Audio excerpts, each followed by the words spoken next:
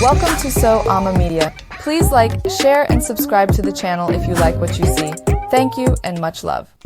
So sit back, relax, kick your feet up, and most of all enjoy. Much love. A vermin, glowing man. You may also call it a glowy. The glowing person or people are from Dutch folklore. However, the idea may be discovered in Scandinavian stories and other places. Limburg has two small towns. They are called Venray as well as Bakel. One night, a group of men from Venray stole the boundary sign that marked the line between the two towns and put it nearly 1,000 meters into the middle of Bakel. This made the village of Venray bigger. The folks in Bakel were angry, and a fight broke out between the two towns. It was decided that enough was enough when both towns ruined the celebration fairs of the other when harvest time came around. Along with a group of men from each town, each mayor went to get the boundary marker and put it back where it belonged.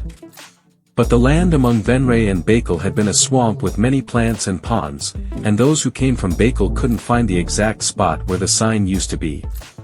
With his men by his side, the mayor of Venray stood next to the historical marker and said, "We are here on Venray soil. If we're telling lies, may God kill us." The mayor of Bakel felt this was not true and was waiting for the lightning strike that would surely fry the men of Venray. However, nothing happened, consequently, they must be told the truth.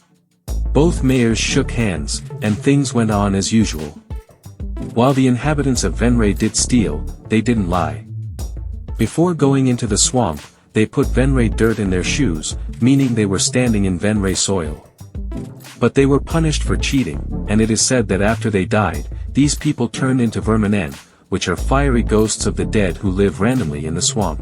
People have said that they look like rising flames and balls of fire or guys whose eyes and throats are always on fire. In any case, it's probably not the fate that you want. There are many stories all over the world about people who cheat on the location of border stones and are punished over it after they die.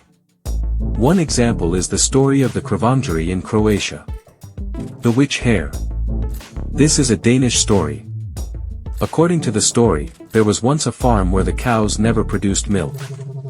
At some point, a farm worker saw a hare running away from the barn where the cows were being milked. The workers often saw the hare racing away just before the cows were milked.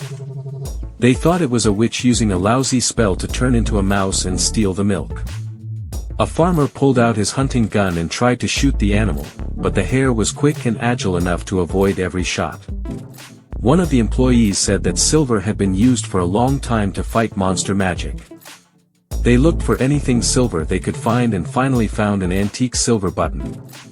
They took small pieces of the button and put them in the gun.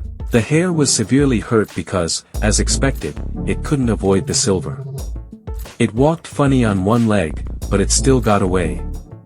But the next day, an old woman in the nearby town had a nasty cut on her leg and couldn't get up.